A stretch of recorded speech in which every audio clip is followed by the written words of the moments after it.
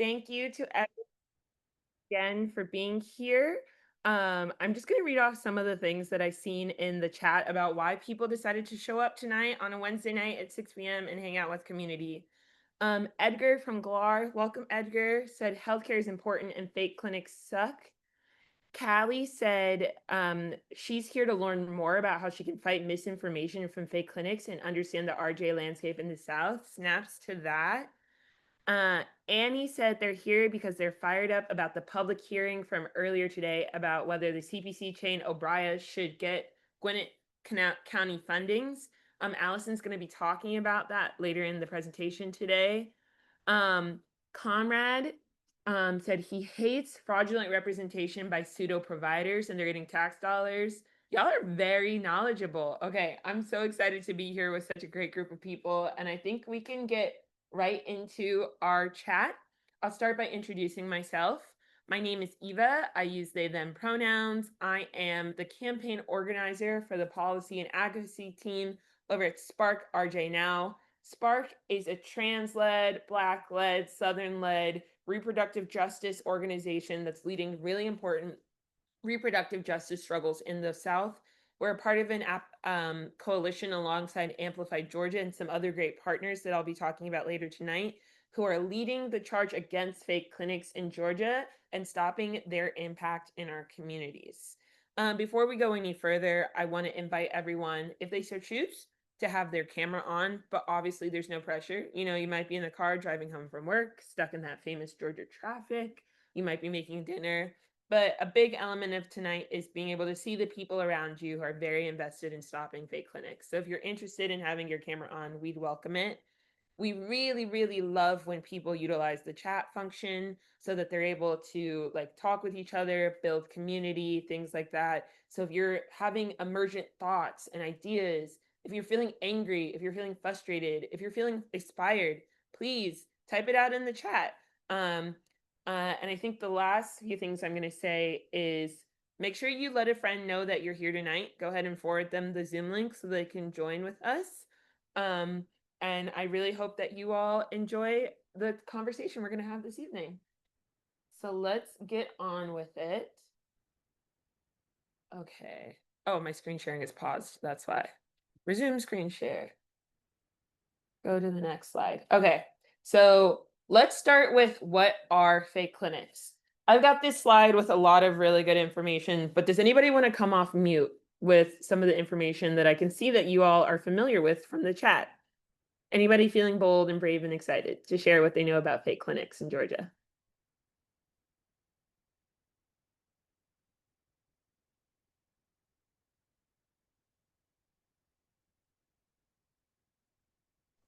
Nope, that's it. Oh, yes, Conrad, go ahead.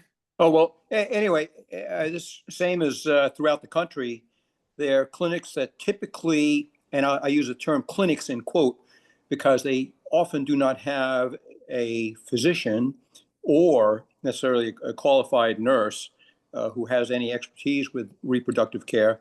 And they do not certainly don't do pregnancy terminations.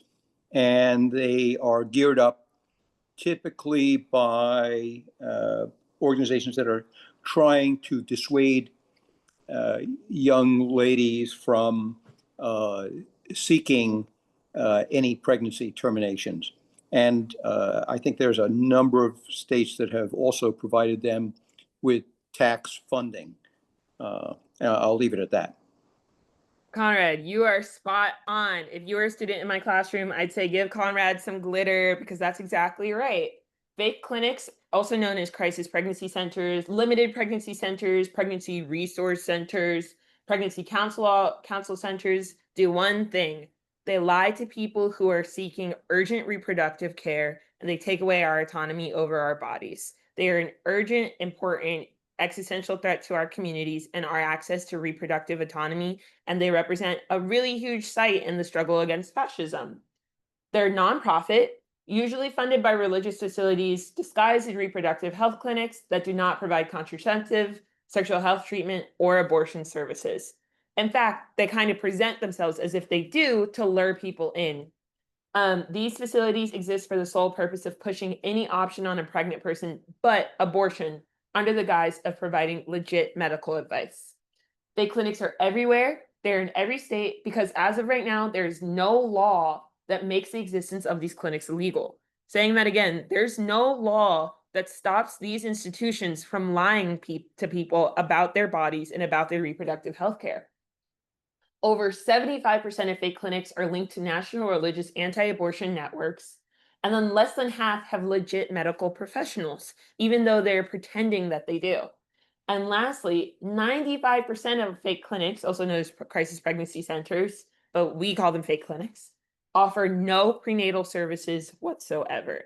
So it's really wild that they're presenting themselves as pregnancy counseling centers or pregnancy resource centers, and they don't even give you prenatal care. Ain't that a mess? Um, so that's why we are members of the campaign Fake Clinics Suck. If you're at home, can I hear you say fake clinics suck? Fake clinics suck. Yeah, because they do. Fake clinics suck. And we're really excited to be a part of this grassroots campaign, which is trying to build a movement in Georgia to stop the impact of these clinics on our community. Because not only are they taking public funds that could be used for infrastructure, healthcare, education, community building, but they're also taking something very important from each of us, which is our own autonomy over our own bodies. And tonight we're going to talk about the ways that one of the core principles of fascism is attacking individual and collective autonomy over our ability to make decisions that benefit our lives, our bodies, our family, so on and so forth. Like the connection between fascism and fake clinics is that they are using whatever coercive means they have available to you to strip you of your bodily autonomy, your autonomy over decision making, because they feel that they know what's best for you.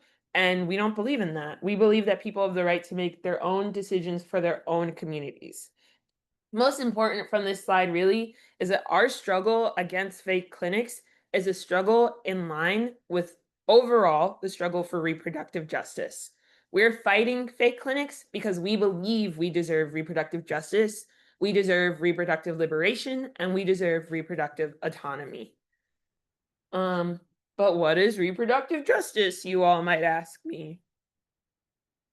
Reproductive justice is an amazing grassroots movement. It's a concept, it's a theory, it's a way of organizing our lives, it's a way of understanding our politics. It was founded by 12 Black women who caucused by themselves prior to a larger gathering that was actually happening in Cairo, realizing that they knew that their interests, their families, their stories might not be represented at the larger conference. So they came together before the conference to put together the concept of reproductive justice. It merged the frameworks of reproductive rights, social justice, and elevated it to a human rights issue. Reproductive justice, or RJ for short, looks outside of the narrow scope of abortion rights and expands it to address racism, sexism, classism, and more. Lately, a colleague of mine has been looking to see how we can utilize reproductive justice to include child autonomy. Reproductive justice works to holistically address the needs of communities. If you need to remember anything about reproductive justice, you should remember these 4 frameworks, which are the right to have children, the right to not have children, bodily autonomy, and the right to parent the children we have. And so like as you're digesting these 4 frameworks, these 4 principles, these four tenets, you can understand why people pretending to be doctors, lying to you about the services they answer, go against the very foundation of reproductive justice and the very foundations of personhood and autonomy. Throughout Sophia's presentation, and I'm going to allow Sophia to introduce themselves, you're going to hear lots of different elements of fascistic control, like institutional systems of oppression, control of movement, eugenics, hyperpathologization, medicalization, outright violence. All of these are systems of control that are favored by fascism, but they're also systems of control that reproductive justice seeks to combat. And then very quickly, I just want to talk to you all about our campaign, because the work here today is to educate you all about fascism and fake clinics so that we can further empower each other to work against them, because there is no power like the power of the people united, and we have an amazing campaign and we're fighting back. We meet monthly as a full campaign, and we have 2 committees. The Legislative Committee, which is led by Allison, who's going to talk to you all shortly, and the Community Engagement Committee, which is led by myself. The committees meet monthly and as needed, and each committee prioritizes different facets of the campaign. I'm not going to get into all of this, but as you can see, our legislative team is doing amazing work. They're right now currently in prep mode for the next legislative session. So if this is your jam, the stuff you're seeing on the slide, I really invite you to sign up for the July community chat.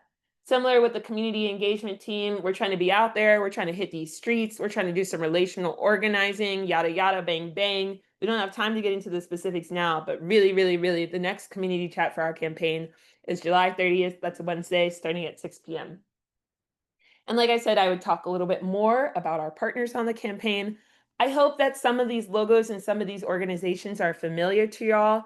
If they aren't, I hope after the call, you'll take some time to look them up because they're also out here struggling for reproductive justice and reproductive autonomy alongside the rest of us. That was my big spiel about fascism, fake clinics, our campaign. Before I toss it to Sophia, I just want to make one last connection, which is that these centers, fake clinics, these crisis pregnancy centers, they thrive under fascism. They thrive under limited mobility. They thrive over social control, under social control. They thrive under fear.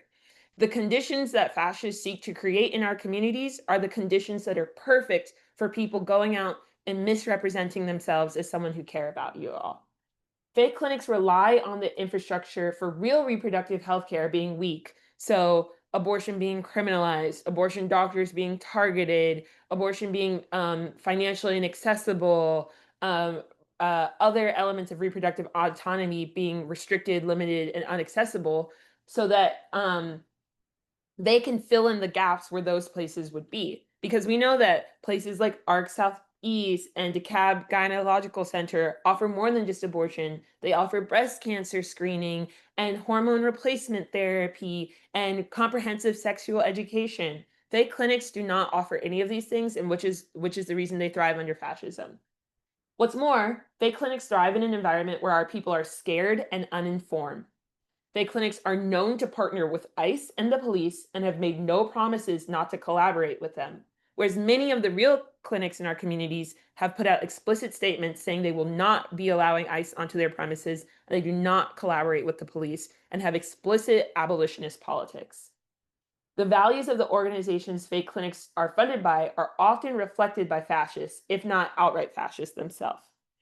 So I feel like I've made the connection pretty clear. I really want to toss it over to Sophia from Project South to help you all understand the specifics of the landscape in the South, and really help you be informed about how we can go out there and fight back. So Sophia, I'm going to toss it to you. Thank you so much, Eva. I do think that was very clear and a wonderful introduction. Hello, everybody. My name is Sofia Veronica Montes, and I am a legal fellow at Project South. I am just honored to get to be here and speak with y'all today.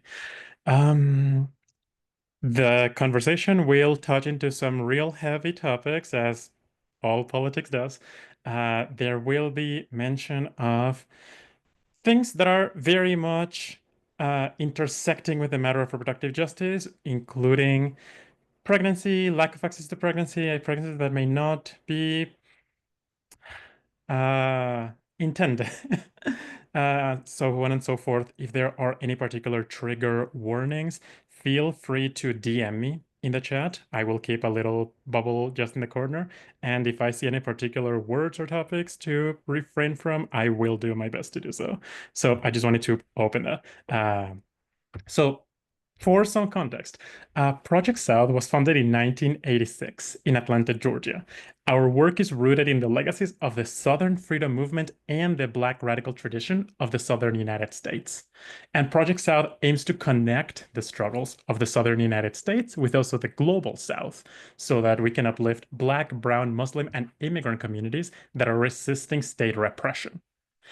Our framework that we use at our organization views the movements for liberation across the world as necessarily interconnected, so that our role as a regional anchor marries our knowledge with the experiences that we have developed locally, regionally, and transcontinentally.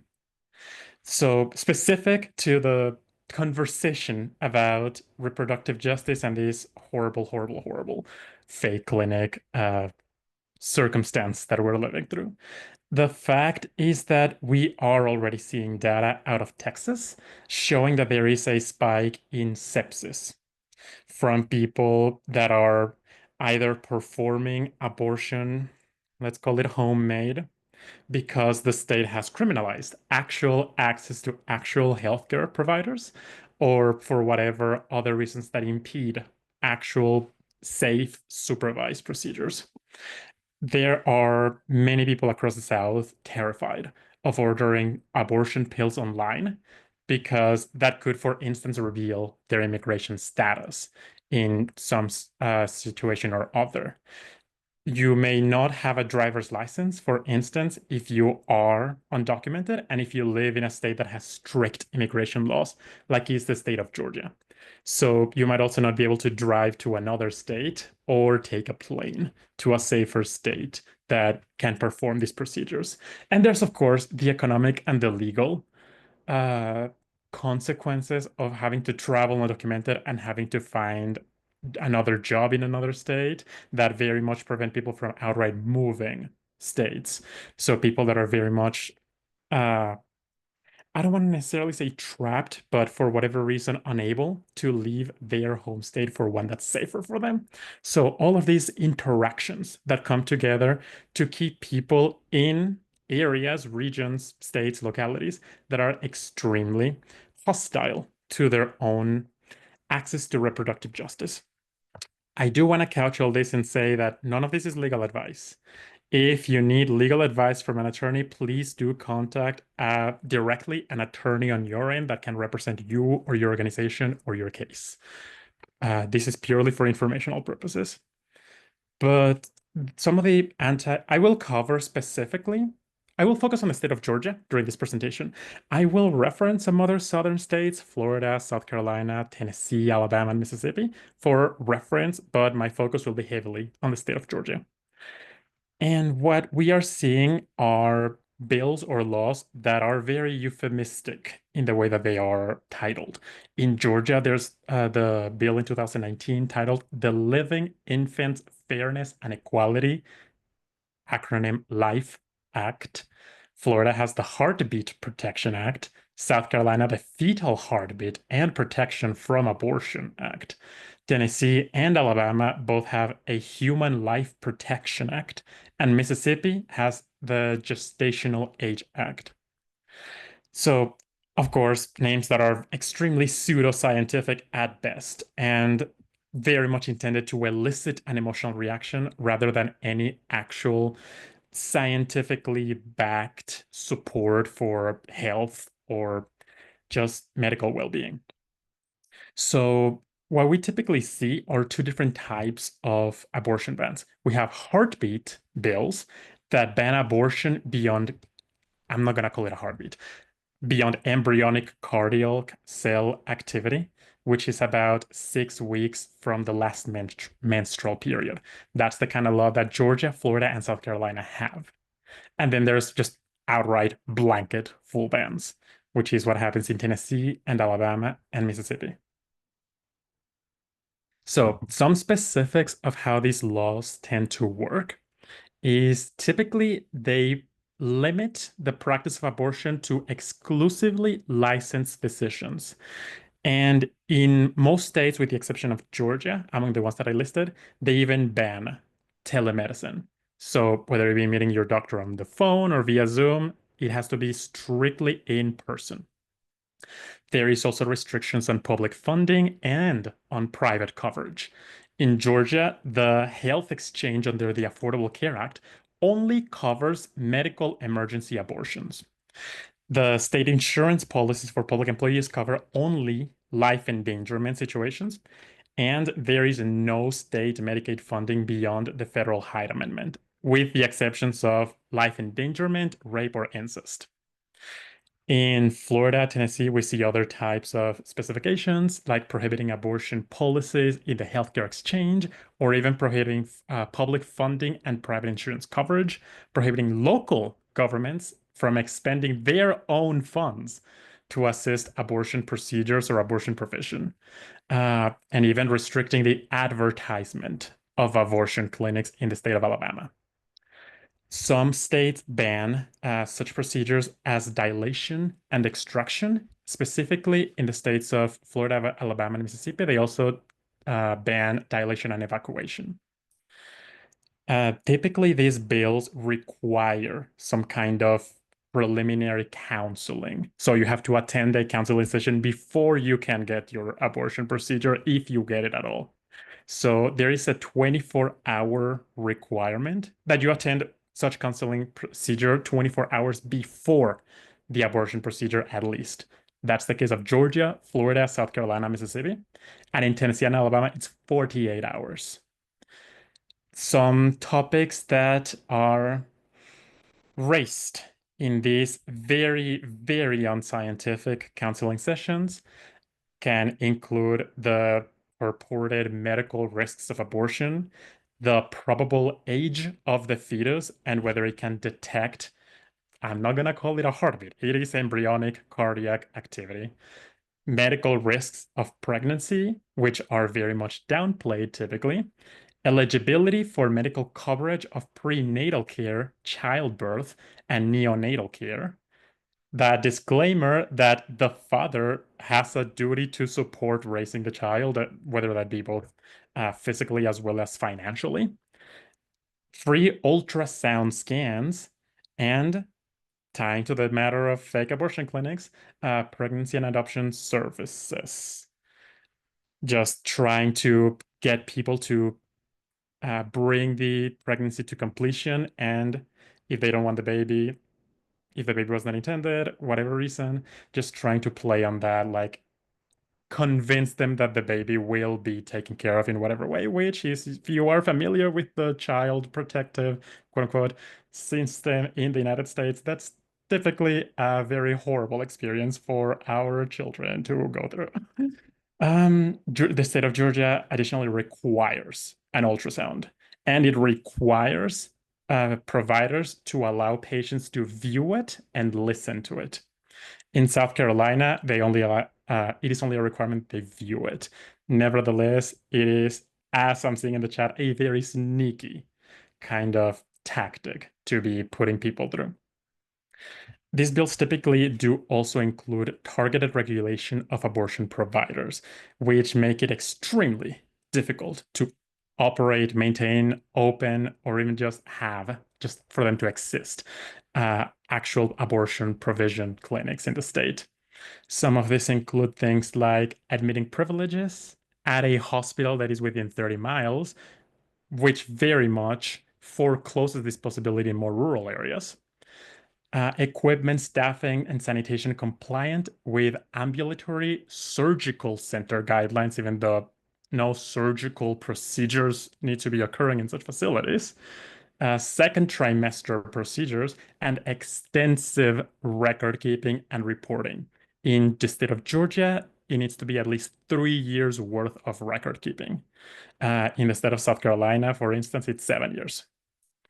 They also have very, very strict reporting requirements to the state, including such things as the patient's age, race, marital status, and county of residence.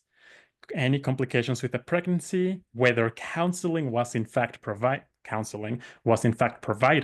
the gestational age of the embryo, whether an exception permitting an abortion even applies, how the abortion was performed, what the medical justification was, and a confirmation that all the legal requirements were met.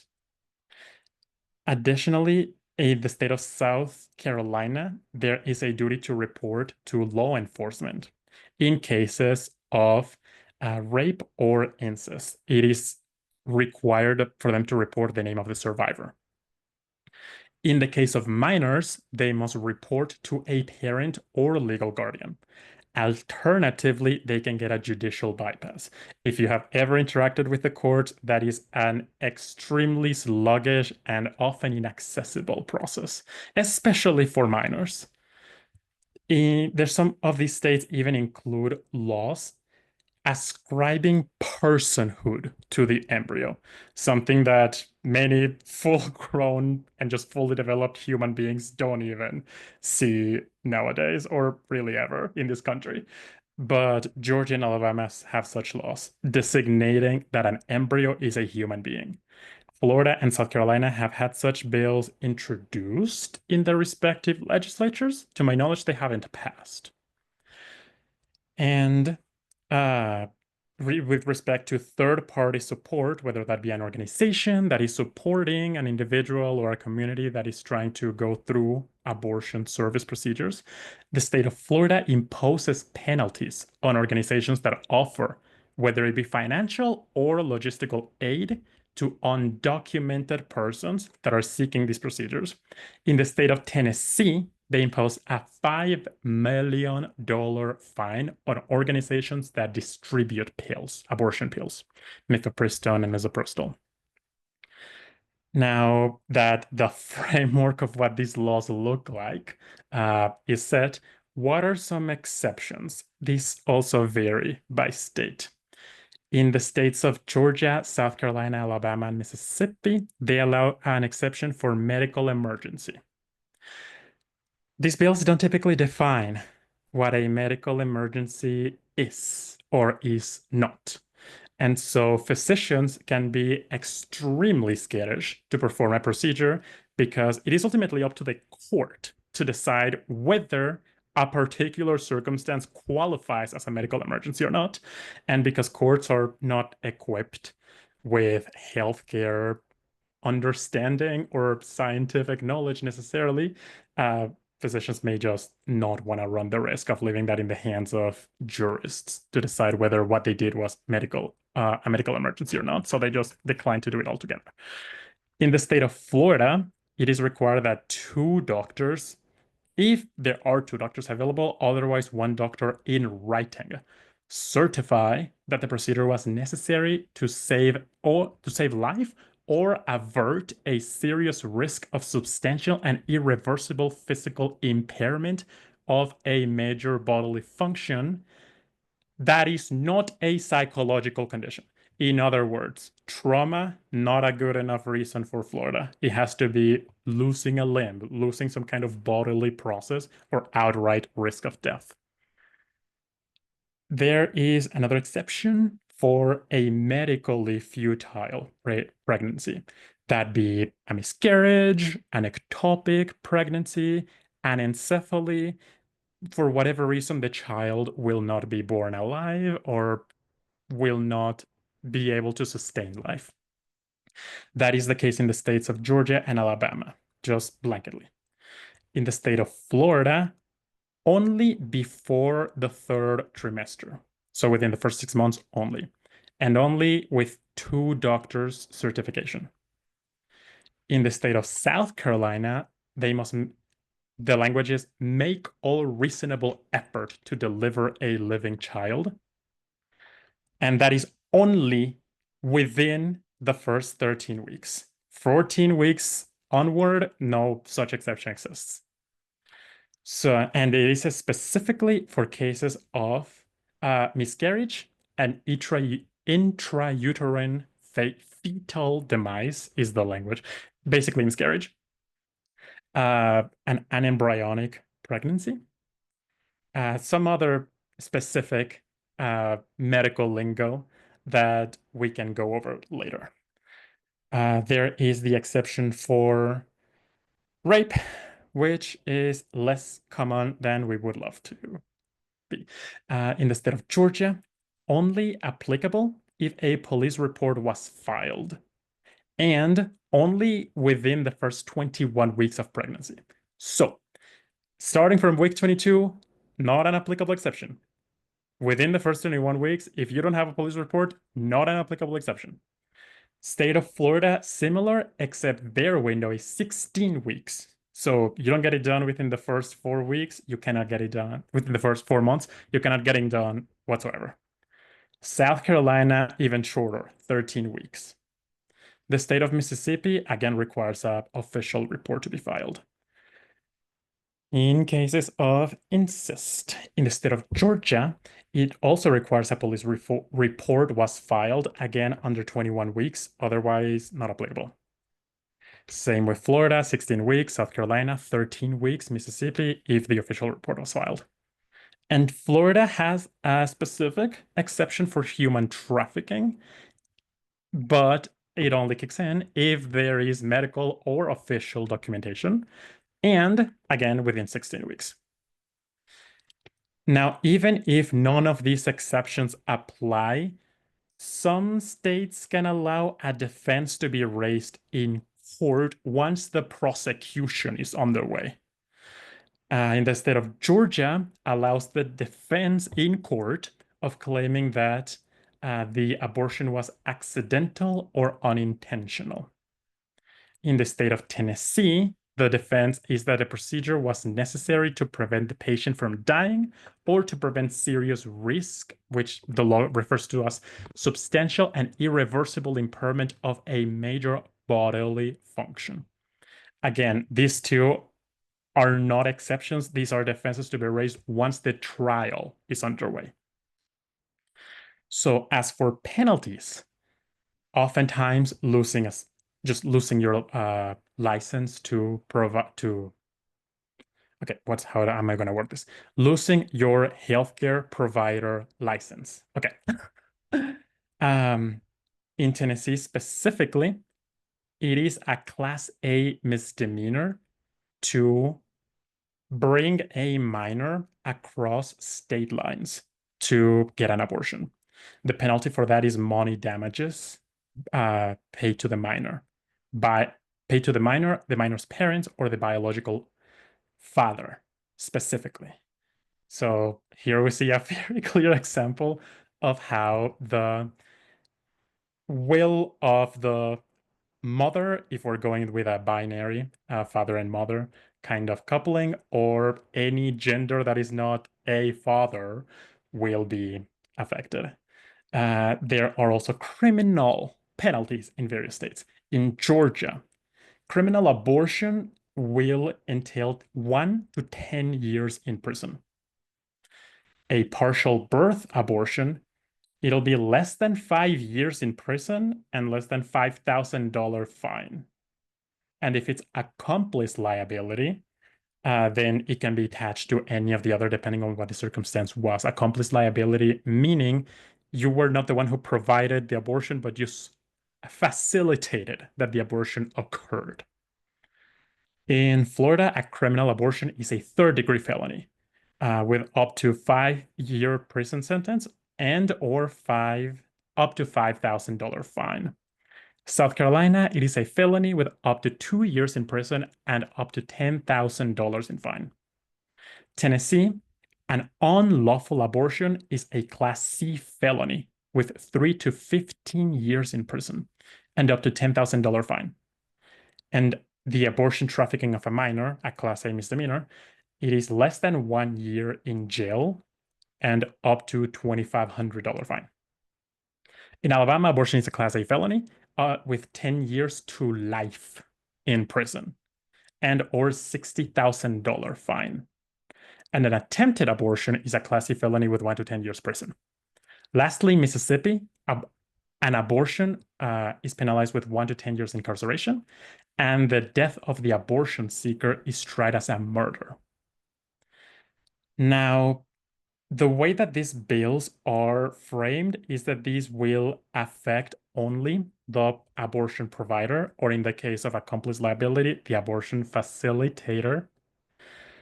These bills are typically framed by the legislatures that have introduced them as not affecting the pregnant person. Typically, they use more binary language, but as affecting the pregnant person. But how a law is written and how it's actually applied in real life, as many of us know, typically there's a significant gap in that.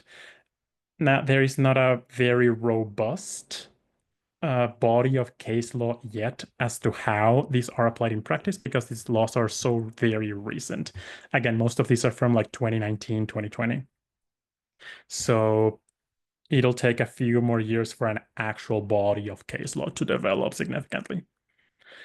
In Tennessee, They claim it is the policy of the state that the abortion seeker is protected. Same in Alabama, but in Alabama, we have seen some cases of prosecutions of people, pregnant people seeking an abortion. And an open question is for the states where an embryo is considered a person. So, would an abortion be qualified as murder, and would murder be qualified as a capital penalty? Unclear, to be seen, TBH. So some considerations when thinking about how does all of this look in real life? Because there was a lot of like theory, a lot of like what the law is in the abstract and how different states are different from each other in the abstract. IRL, uh, the state of South Carolina introduced a prenatal homicide bill 3 years in a row. So at the very least, in that state, they are very much considering to view an abortion as a murder in itself. As for the bills that have this gestational 6 weeks ban, the fact is that 6 weeks from the pregnancy is near impossible to know that one is pregnant at all. And a confirmation of the pregnancy that happens way later in the process tends to be the case for younger people, people of color, and people living in food insecurity. So we are seeing how this is very much affecting age lines, class lines, and race lines. The medical authorities and researchers across the board agree that such a thing as a fetal heart does not form until at least 9 or even 10 weeks into a pregnancy. And whatever counts as medical or official documentations for the states that require it, it could possibly be a restraining order, it could be a police report, it could be a medical record, or it could be court-issued documentation like a court order, just to provide some examples of what that could possibly be based on past experience. What else? Some of the very unscientific kind of topics that are covered in the pseudoscientific counseling sessions will, for instance, claim abortion to breast cancer, something that is absolutely nonsensical. But that is very much the quality of how these counseling, quote unquote, sessions go. And most clinics typically meet the 24-hour requirement between counseling and the procedure by sending the information by mail or otherwise to the abortion seeker remotely so that they can read it over the phone in the cases where telemedicine is permitted. 24 hours before the appointment, and they count that as the counseling session. This is a requirement that can be waived altogether if there is a risk that is arising from the pregnancy. And in Florida, the 24-hour period is waivable if there is a risk arising from the pregnancy, or if medical or official documentation, we go back to that euphemism again, shows that the pregnancy is due to rape, incest, domestic violence, or human trafficking. Going back to the topic of the ultrasound, that is just not necessary in the first trimester at all. There is no health or emotional benefit to performing that. In cases of medical emergency, providers tend to delay or deny, as we mentioned earlier, because the law tends to be so vague. That is not hypothetical, that happens a lot, significantly more often than we wish. Many providers just stop offering abortion services earlier in the pregnancy if there is any doubt as to when exactly the 6 weeks have even been fulfilled. Again, because it is so difficult to even know that you have become pregnant that early in the process. A couple months ago, Senator John Ossoff of Georgia released a report with over a dozen obgyn based in Georgia, where they reported instances where the law was a reason to complicate or delay care. that resulted in severe injury or death of the abortion seeker. In Alabama, there is an exception for fetal abnormality, but it has never been invoked because it is super unclear how, quote unquote, abnormal must the fetus be exactly for an abortion to be permissible and not prosecuted. So people just err on the side of caution and just not do it at all. Okay, what else?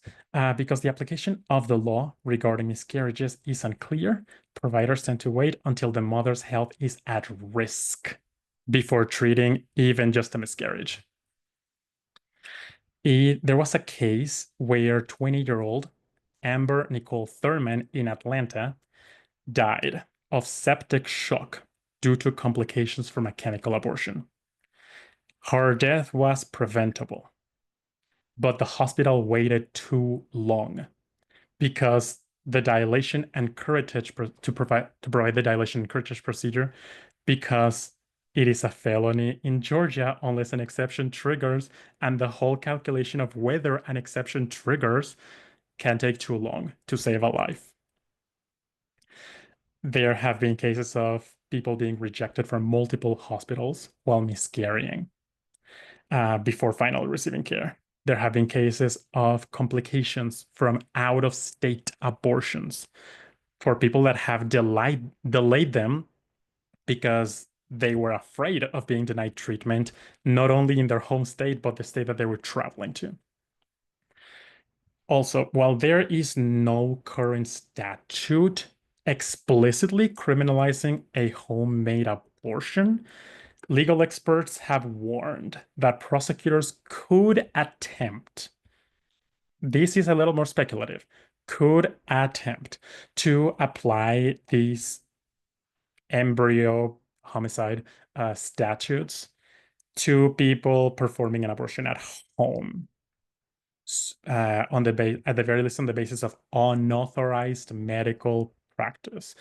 This goes back to what we discussed earlier, that only a licensed provider can perform an abortion. So theoretically, someone who is not a licensed provider that performs an abortion on themselves could face this risk. It is also important to verbalize that most sexual assault victims do not report their assault, often due to fear of retaliation or feeling of shame or experiencing trauma either at the event, at the moment of reporting, or at the moment of reliving it. Concern for having to relive their experience before law enforcement or a court, which adds so much additional pressure to the just emotional experience of that all. And because there is no time or space to heal and feel safe in between the moment of the incident, the violence, let's call it what it is, the moment of the violence and the moment of the report, if that ever even comes. And going back to the matter that a personhood provision may be tied to either child neglect or homicide charges. There are several actual cases that we have seen across the South. There is a 24-year-old woman in Tifton, Georgia, who was arrested after having a miscarriage and disposing of the remains in a dumpster. What else are you going to do when you cannot reliably access a medical facility? A 22-year-old person in South Carolina State University who was arrested and charged with homicide after a miscarriage. 41-year-old person in Atlanta died of painkillers after a homemade abortion. She reportedly did not seek medical attention because she was afraid of facing jail time. There was this person, Marcia Jones, whose pregnancy was terminated when she was shot in the stomach, for which she was arrested for manslaughter of the fetus. In Mississippi, there was the news of this 13-year-old girl who gave birth after a rape and being denied an abortion, despite the exception, because these exceptions exist only in text, because physicians are terrified of trying to invoke them in real life. Now, of course, this all intersects with other areas of marginalization. This intersects with the fact that people of color generally and Black people specifically see major neglect in our healthcare system, whether that be because of the physician's own built-in racism, whether that be racism that they carry from their background or racism that they learned in medical school, which apparently still teaches medical students that Black people have different pain capabilities as other races, absolute nonsense, um, or whether that be because of the just structural barriers that make people at the axis of marginalization, of which Black people very much have suffered that historically and still currently in the United States. Uh, so that creates significant additional layers to these barriers to provision of abortion services. There's also, of course, the denial of services to trans people, gender minorities generally, but especially non-cis trans people whom for whom there is this built-in bias, and this not only bias in terms of prejudice, but just lack of understanding from cis medical field of how trans biology functions, which is not very different necessarily, but apparently when it comes to bigotry, people have their own theories as to how different people operate, which is not that different, but I am rambling at this point.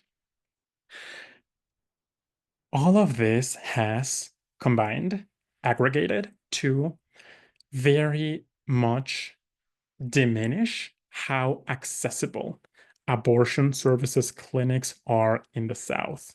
The number reduction through the years is just baffling. In the state of Georgia, in 1982, we had 82 clinics. 10 years later, 55. In 2014, 17. The state of Georgia in 1982 had 140. 10 years later, 133. In 2017, 65. South Carolina in 1982 had 15. 10 years later, 18. But in 2018, 3. Tennessee, it had in 1982, 128 clinics. 10 years later, 33. In 2014, 7. And in 2017, 4. Alabama has 3 remaining abortion clinics that were ordered in 2022 to close abortion services. I have not seen an updated number in the past 3 years to report how, if any of those 3 are even open still. In Mississippi, they had 1 in 2006 that, here's where we get into the Dobbs case. Dobbs originated in Mississippi. The Dobbs case that ended Roe v. Wade. It was about this one singular clinic in Mississippi that, because of the Dobbs decision, was shut down in 2022 and turned into a concession store. So while we're in the topic of Dobbs, we can chat a little more about the case law on the matter. So again, very state dependent. In Tennessee, there was this federal district court that issued an injunction in 2024, stopping a law that criminalized assistance to a minor, the one that we were talking about earlier, facilitating a minor seeking abortion services out of state. So this court stopped that law from taking effect. A state trial court additionally stopped enforcement of this criminalization law against physicians who provide abortion services under the medical necessity exception. So if the water breaks too early, the cervix dilates before viability, or a fetus fatal diagnosis threatens the abortion seeker's health. So in those very specific scenarios, the exception will apply and the court has stopped prosecution in such cases. How this will continue developing in years to come, because it's just a court injunction. The law is still in the books, to be clear. It's just the court has issued an order that they cannot enforce that law. Whether that injunction is going to be reversed is still to be seen. In Alabama, the Attorney General in 2024 declared that their anti-abortion law prohibits assisting or facilitating abortion care out of state. So basically the same thing as Tennessee.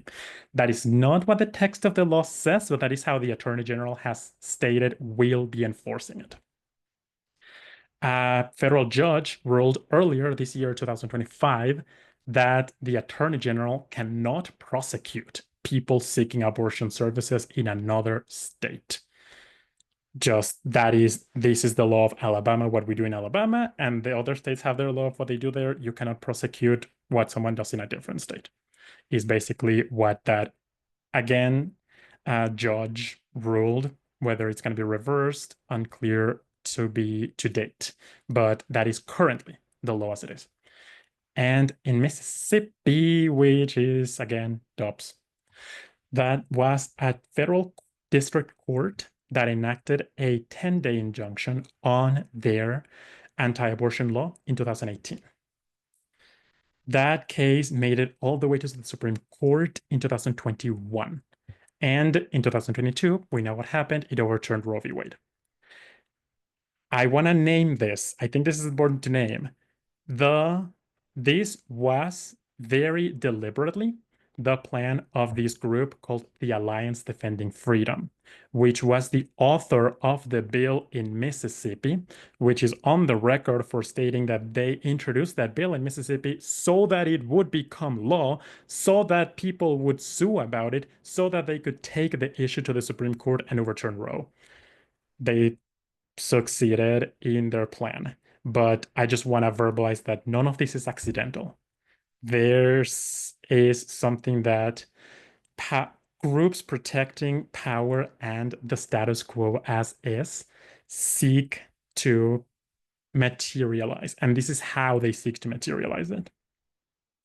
So with all of this doom and gloom out of the way, what are some protections that people count with? In Georgia, in 2022, the city of Atlanta provided $300,000 to the National Network of Abortion Funds to provide reproductive health care services. How exactly that has been disbursed is not something that I am privy to, so groups that are closer to that may be able to speak more to that matter.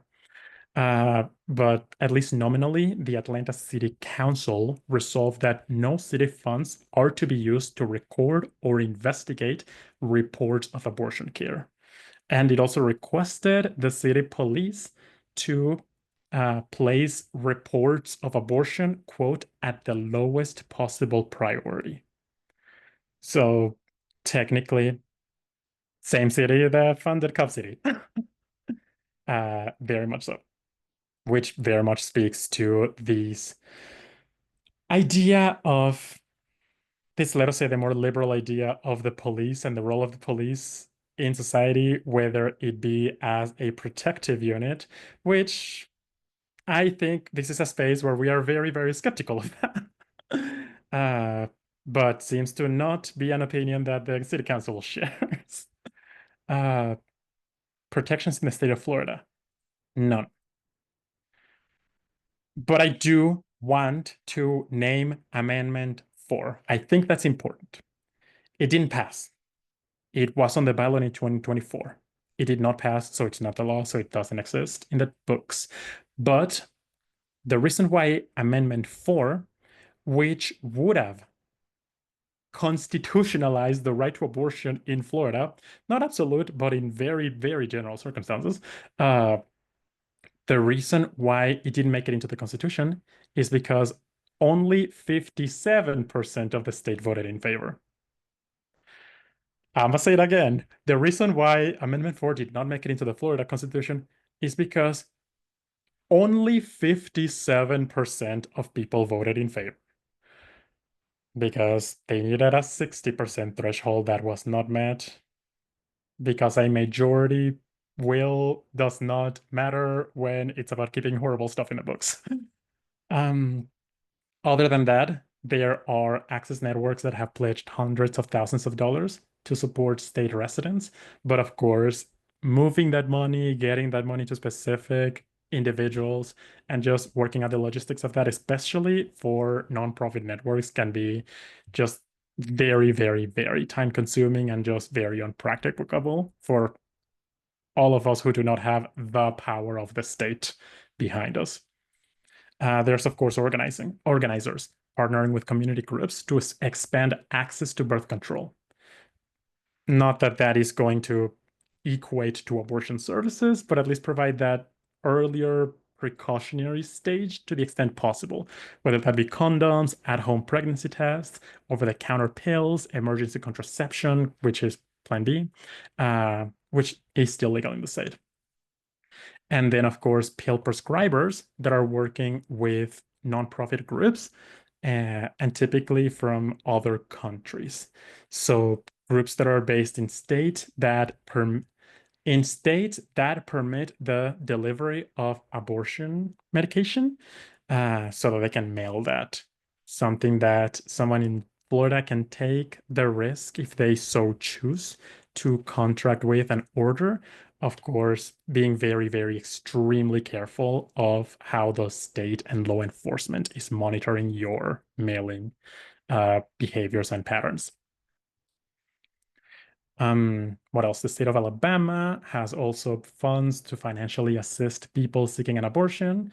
Again, same constraints of this money is very difficult to move and very difficult to get in the hands of people and very difficult to just gather a selection of individuals to get these services to, rather than it be a universally provided service, if that makes sense. Mississippi. In the state constitution, the way that it was read in 1998 is that it protects a binary language woman's right to have an abortion under the right to privacy. That is how the courts understood the privacy clause of the Mississippi Constitution to operate. But more recently, the Mississippi executive government has clarified that abortion, quote unquote, carries significant physical and psychological risks to binary language, the maternal patient. Because even when they're being bigoted, they still have to sound very pseudoscientific. In any case, there are, of course, also funds that try to connect with people of color, especially Black people seeking abortion services in the state.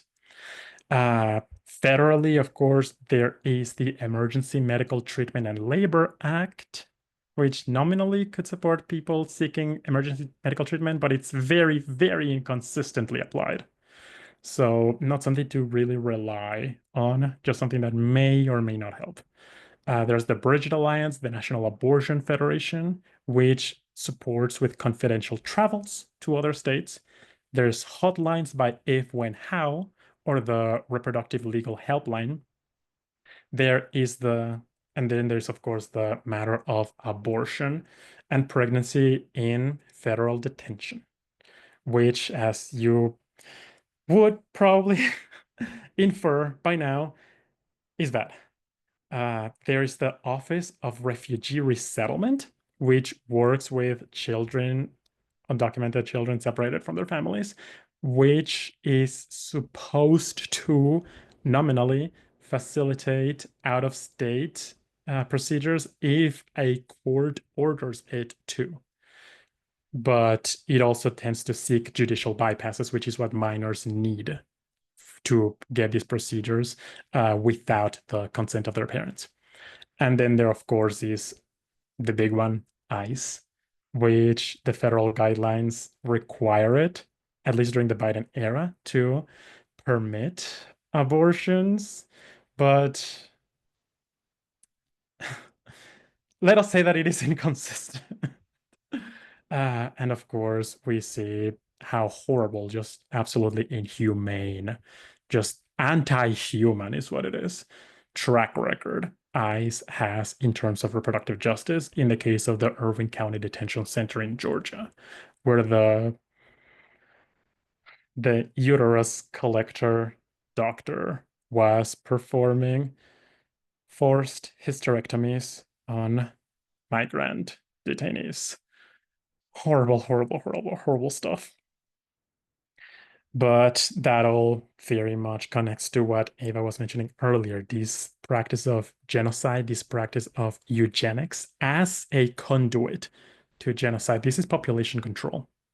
And this is population control in a manner that the policy seeks to maximize the amount of white privileged pregnancies while at the same time maximizing the amount of people of color, Black, migrant, uh, pregnancy complications, and anything horrible that will stem from that. So moving a little into specifically the topic of crimmigration, we have, I'm going to focus very heavily in Georgia because this is where the bulk of my expertise is. This is where we have HB 1105. If you're familiar with that, other states have their own versions of that. Texas has SB4. Florida had, if I'm remembering the number, I think it was SB 168.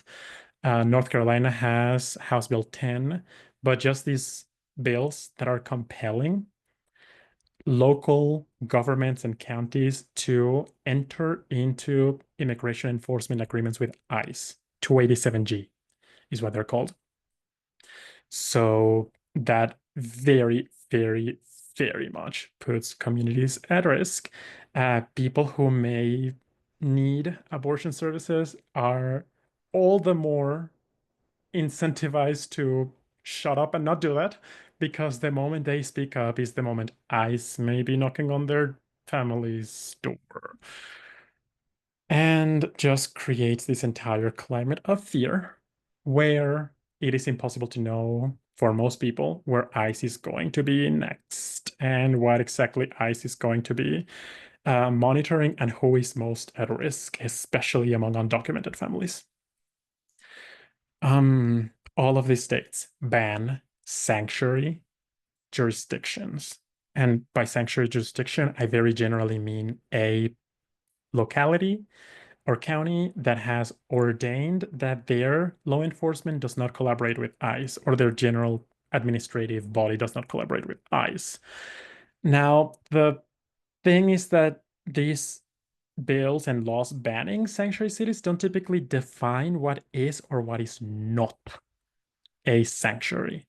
And so again, like with the doctors earlier, because city councils, county governments, etc., do not really know what is permitted or what is not permitted, typically they just double down on the hostility rather than be targeted as a sanctuary and penalized as such.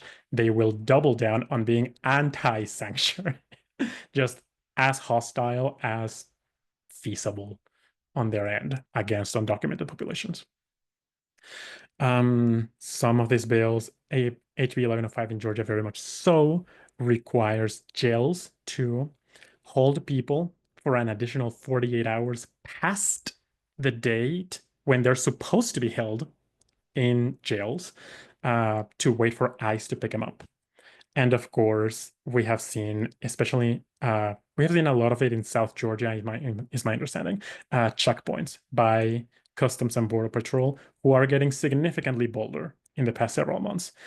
And here I really want to give a shout out to GLAR, which I'm seeing various GLAR comrades in our call today, the Georgia Latino Alliance for Human Rights, whom we have worked very closely to keep track of all this. They have been absolutely stellar and really follow the Georgia Latino Alliance for Human Rights on social media and on whatever other networks you can find them because they are awesome.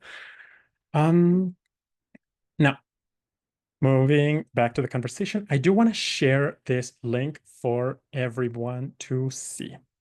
which let me, I have to click everyone, I think. Meeting group chat. Okay. Sorry, I am very tech illiterate. But eyes knocking on your door. Do you have to let them in? The answer is not necessarily, but it depends. And so this link that I shared shows the difference between a judicial warrant and an ICE administrative document. So the reason why we're making the distinction is because if ICE comes to your door with a judicial warrant, you have to open the door. That is not extremely common. It is my understanding, and if anybody else knows more updated numbers, feel free to correct me in chat, that about 90% of instances of ICE knocking on your door, they will not have a warrant. And if they do not have a warrant, then you do not have to let them in.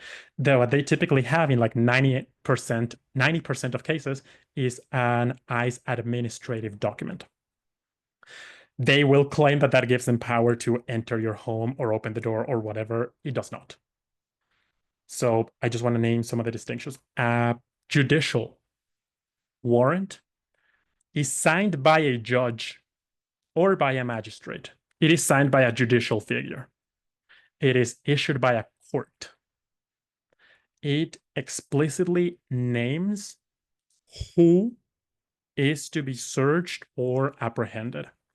And it specifically lists where the locality is located and what items are to be searched or seized. I want to say that again, a judicial warrant, you have to open the door to that. It is signed by a judge, magistrate, judicial authority. It lists who is to be searched or taken, what is to be searched or taken, where is that supposed to happen. A nice administrative document does not list that, or even if it lists that, it is just not issued by a court. It is a nice document. It says at the top, ICE form number so and so. It says at the bottom, signed by ICE field director or whatever, signed by the ICE director of operation. It's not signed by a judge. If it's not signed by a judge or a magistrate or a judicial authority, you do not have to comply. So if they try to play too smart, just know that you know you're right, and you do not have to consent to that. Consent is very, very finicky because they will typically claim that any show of aperture entails consent. If you as much as unlock the door and just like half open it to see who's outside, they will claim that is consent to enter. So ask them to show it to you through the window, under the door, whatever is feasible with your living arrangement, but absolutely no breathing the same air. Because they will claim that is consent to enter. Otherwise, ICE is allowed anywhere that the public is allowed. So, excuse me. So they are allowed in the lobby. They are allowed on the street. They are allowed in the grocery store. But like in your personal office or your personal home or your personal car, you're gonna need to see some paperwork, and that paperwork better be signed by a judge or magistrate or judicial authority, because otherwise they will try to get you to open that door, and you do not have to. So I do want to close with some thoughts, just real quick, reiterating that none of this is legal advice. If you need an attorney, please do reach out to an attorney. None of this is legal advice. This was a purely informational session. If you need any research or other assistance that we can provide or support with at Project South. If you have any issues with ICE, any encounters with law enforcement that you want to report to us, absolutely feel free. I am dropping our email address in the chat. So feel free to save that. If anything were to happen, let us know. But other than that, if you need something more personal, then absolutely reach out to a personal attorney who is actually more capable of supporting you in your very specific circumstance. Just as a final thought, power lies with the people. The state has the guns, the state has the law, but we have the numbers and we have the economy. We are the working class. If the workers shut down production, the economy cannot function. So they can have the power of the state and the power of the armed state, the state monopoly and violence, but we got the economy, which is significantly more powerful than that. So building dual power, talking to people, building movement, that is what is going to get us liberation in the context of liberation from this horrible white nationalist, capitalist, Christian state, in the context of reproductive justice in our communities, our families. It is the thing that it will give us the liberation that we need and the liberation that we deserve. So I'm going to pass it back to Eva in case people have any questions or any additional thoughts. Thank you so much. Woo! Can everybody please give it up for Sophia? They did such a comprehensive and amazing job. Muchísimas gracias, Sophia. I have a short spiel I want to give before we can talk into like action and taking steps. Sophia, I think it's so perfect that you ended by talking about our collective power, the power of the people. The first thing I want to do is shout out to some comrades from GLAR. I see that Annette and Giovanni are in the chat. I keep this by my front door. GLAR started this campaign a while back to help people understand that you do not have to automatically comply with ICE. Like, ICE does not control our lives. Like, we can all fight back. If you have it in your power to support GLAR, to support their organizers, please do. Annette and Giovanni are so dope. We really appreciate the fact that they are always on, always informing people and helping our communities remember how to keep each other safe and strong. I wanted to take a few moments to start with the first action step. Like, again, give it up for Sophia. That was so comprehensive and really lays out the landscape that we're struggling under. And now that you all are equipped with some information about that, I wanted to show you what we're doing to fight back in our communities. So if my screen would do what I want it to. Here is this is a QR code that takes you to the RSVP to our July community chat for the Fake Clinics Suck campaign. As the campaign organizer, I've been working really hard to really get people to understand that, like, the struggle for reproductive autonomy and the struggle against fake clinics and the struggle in support of our clinics and our abortion providers and reproductive healthcare workers, like, this is such an incredibly important front of fascism. Like, we need to understand that our struggle for the autonomy over our bodies is one of the forward most front-facing struggles against fascism. Like, as we meet right now, the powers of the settler colonial regime, the powers of the border regime are declaring war both abroad in Palestine, in Gaza, in Haiti, in Sudan, in Hawaii, in Puerto Rico, but they're also declaring war at home. And the call for us right now is to globalize the struggle, to localize the struggle, and to fight from where we are. So if fighting from where you are means coming to the monthly Fake Clinic Sucks meeting and meeting other people like you and building power and building hope and building inspiration, that's the least you can do, and we invite you to do so.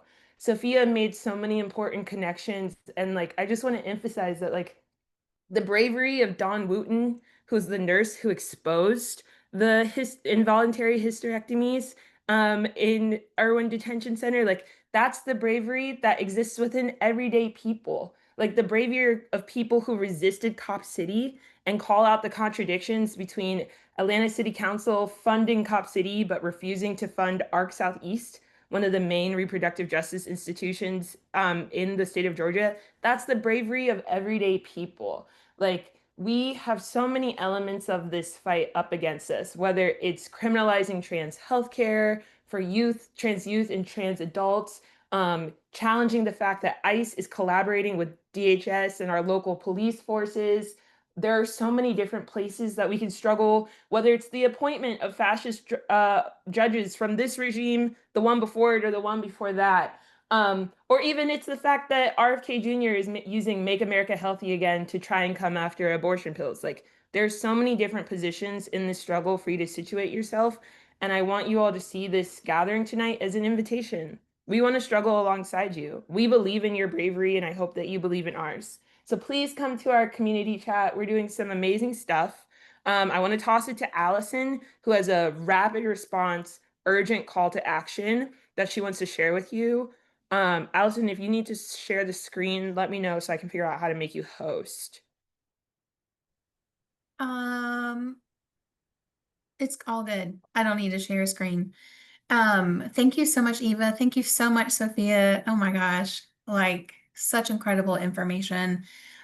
So yeah, the fight for fake clinics, it is happening on the state level, because as you heard, the state of Georgia gives $2 million every year is baked in to our state budget that goes to a coalition of fake clinics. We are fighting against it. We have introduced 3 different pieces of legislation this past session for the first time. Those bills will be up. We're going to be pushing them again this next legislative session. But the fight is also on the local level. And that is what we're basically in a mini campaign about right now, because Gwinnett County has $450,000 set in their budget from HUD, like federal housing and urban development money that they are using, which like a lot of our national repro partners are like, that's a new one, trying to use HUD funding to go towards a fake clinic in Gwinnett. Yeah, exactly. The same HUD that's being defunded, like the same, Georgia is bracing for the implications of all of the federal cuts that are going to happen in our state. Kemp just announced a spending freeze of state agencies to like try to prepare for what's going to come down. And yet, this is the way that the Gwinnett County Commissioners are set to spend this funding. It is absolutely ridiculous. So we're in a process right now of it's an open comment period before this decision is made. So there was a hearing today that several folks who were here gave really powerful testimony against this funding. Folks were in person, folks were online. And now we also have the opportunity until 5 p.m. on August 4th to submit written public comment. And we need to flood their inboxes because the antis and the executive director, the medical director of this fake clinic were there. They were like, oh no, we do provide all these things. And it is an absolute lie. As a whole, fake clinics across the country, like they have figured it out and they are figuring out how to expand some of the services that they provide. And so like this clinic in Gwinnett, they're now offering like postnatal care, they're offering pediatric care. The majority of this funding would go to a maternity home. But we know that maternity homes are steeped in racism and patriarchy. They have so many rules. They force Christianity down people's, throats. And this is not what HUD funding should be spent on. Of course, people need safe and affordable housing across our state, across our country, but this is not it. So I am sticking in the chat a toolkit that Amplify created for community members to use to submit comment. And you'll see the email address that, and this will be like put into their like official public comment for commissioners to read. We need to absolutely flood them. It is about volume right now. I mean, of course, accuracy, all the things, but also it's about volume. So I really do invite everyone. Again, we have until August 4th to submit comments. There are talking points there. There are other resources. There is a email template that you can use to write your email. There's one email address in it. You'll see that it's the Department of Planning and Development. But also, you'll see all of the county commissioners' email addresses. So please do CC them as well so that their inboxes are getting flooded. But it is that planning and development email that's where like the public comment is getting recorded. So yes, co-signing, please come, please be a part of this campaign. There's so much important work to do, as we all just heard, and there's absolutely a role for everybody. Yes, you can absolutely still send in an email if you don't live in Gwinnett. Would be great if you were probably a Georgia resident. But like because healthcare across our state is so scarce, people from outside of Gwinnett go to this particular fake clinic. And so it really doesn't only affect Gwinnett residents. So feel free to say something like that in your email. But absolutely, you do not have to live in Gwinnett to submit a letter. Thank you Thanks, so much, Rita. Allison. Yes, thank you for being here and sharing that. Okay, y'all have so many calls to action. We do have some time left. I wanted to open it up to some community discussion.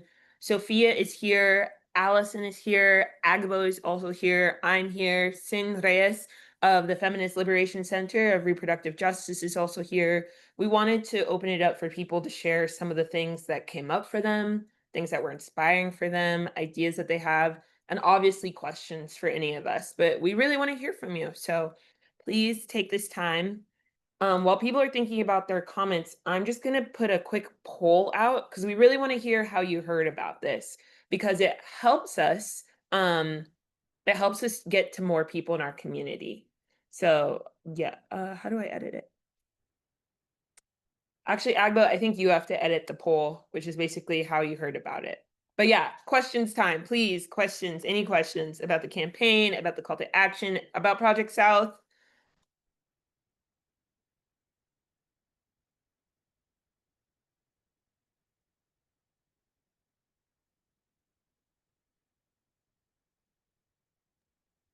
I see your question, Conrad. A couple of folks have reached out to the AJC to cover what's happening in Gwinnett, and we have not yet heard back. So if you have a direct connection, please feel free. We did today, we did a couple, there should be a news story up on Channel 2 on, oh, what's it called? I'm tired, y'all. Atlanta News First. And some like national publications also are really interested in what's happening. So hopefully we'll get some good media coverage to help educate folks, because like the average person still, right? You see these places and they look like, and they name themselves to sound like a medical facility. And so people are like, oh, okay, that's fine, right? And they are like, oh, we provide all these services. So it's still about really um, educating folks. Yeah, we can. I see your comment, Conrad. We will definitely follow up with the links to action items in an email afterwards.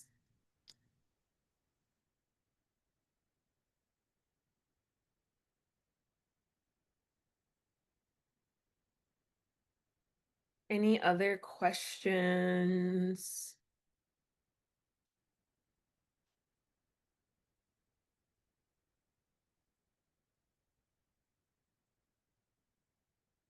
Allison, do you see this question from Kate? How certain is it that they will vote for it? You know, I mean, they have been trying to get this funding, I think, since 2022. And it was denied in 2022 and 2023, and then they did fund them in 2024.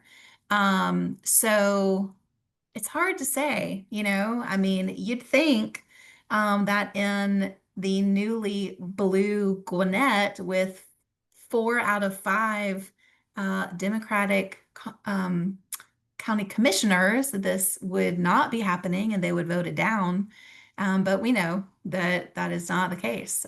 We definitely can't rely on that. So I'm not sure. But honestly, regardless of if the funding goes through or not, like this fight continues. Absolutely.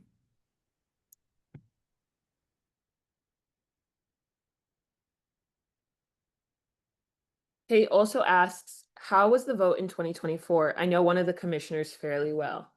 Yeah, so the budget, it's like it gets passed, as a whole unit. So it's not like specific commissioners voted yes or no. It's like they voted for the whole budget as a whole.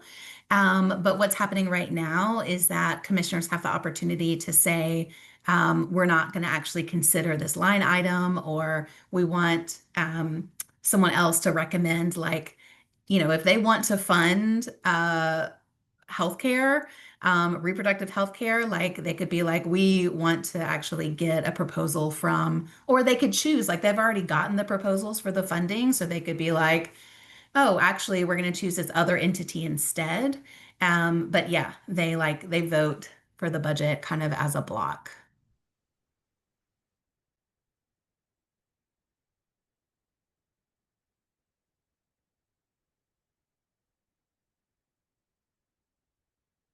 Conrad says Georgians for a Healthy Future is an organization that has supported over the years, and they may be interested in sharing some of your information. Thank you, Conrad. Yeah, that sounds like a really great campaign partner or collaborator, which is really exciting. Did anybody learn anything new tonight, either from Allison or Sophia or myself, that they weren't expecting to hear?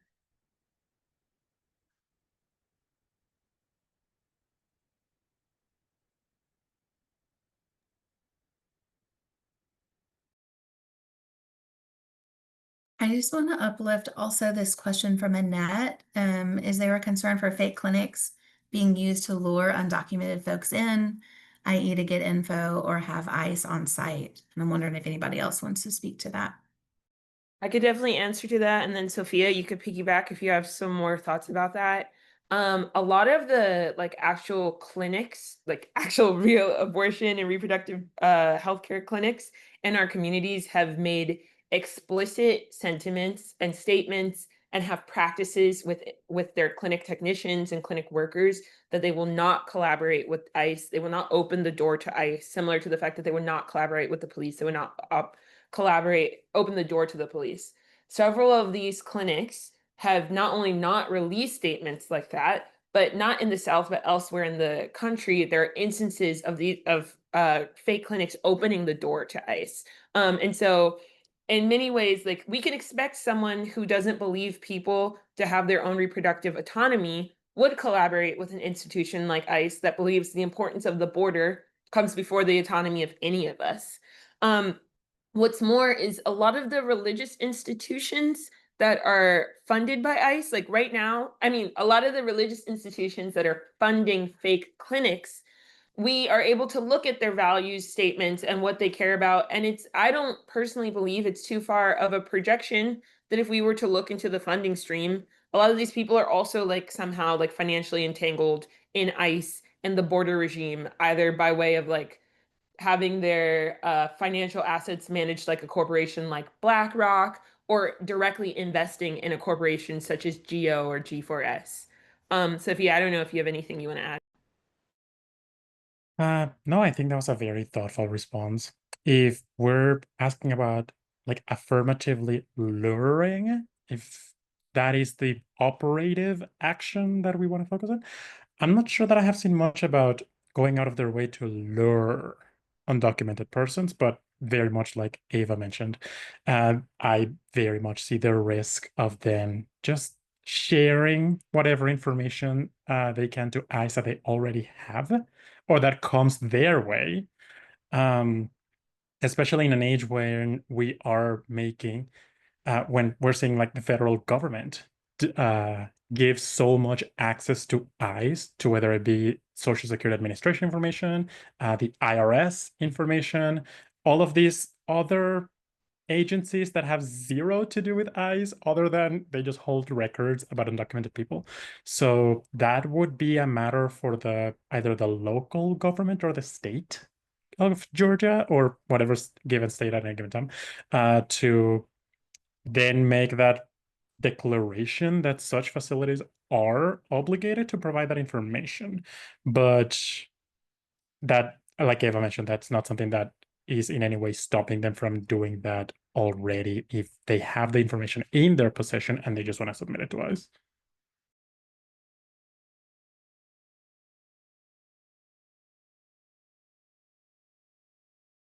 Of course.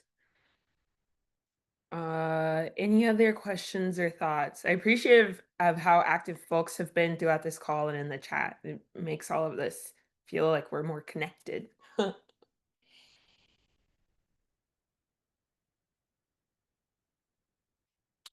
Is anybody a part of like any orgs or campaign that's doing related work that they want to take some time to shout out and we can cross-pollinate our communities?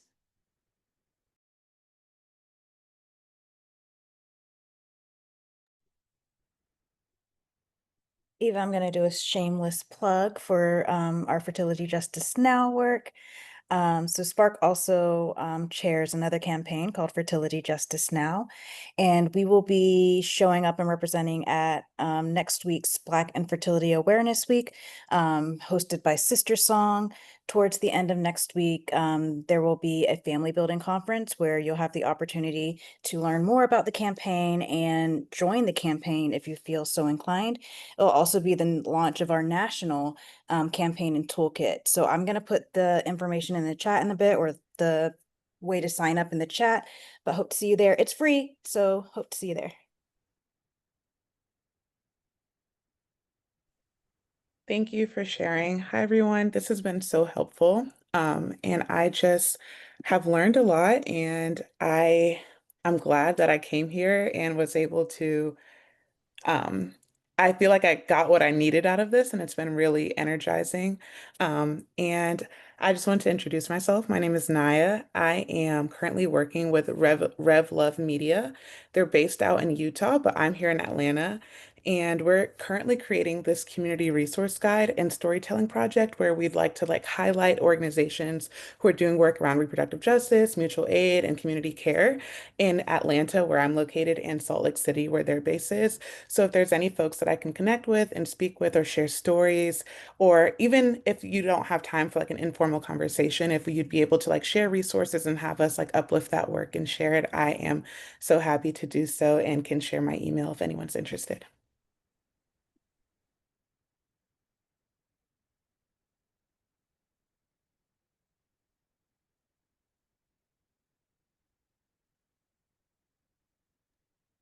Okay, it is 7:41 now. So I think I want to give people time back for their evenings. I'm gonna go ahead and put the screen back up for registering for our next community chat. Also, Naya, if RevLeft Media is connected to RevLeft Radio, I'm kind of geeking out right now. I love RevLeft Radio. That's my ish. But yeah, I really want to commend all of y'all for coming tonight and like taking the time to not only care about like the safety and security of your communities, but also understanding the safety and security of yourselves. Like our liberations are completely connected. Like the fall of the genocidal entity is connected to the fall of ICE, is connected to the fall of Cop City, is connected to the fall of border regimes all over the world. And reproductive autonomy is connected to child autonomy and land autonomy and the wellness of all of us. So I can't emphasize enough how grateful I am to you, Sophia, for all of your information and your willingness to share it with us, but for everyone for gathering tonight. And I hope to see you in the streets very soon. I'm going to throw on some tunes to play us out. But yeah, I'll also put my email address in the chat. But thanks for coming, y'all. Boom. Thank you, Eva. Thank you, Project South. This was amazing. Thanks everybody for showing up.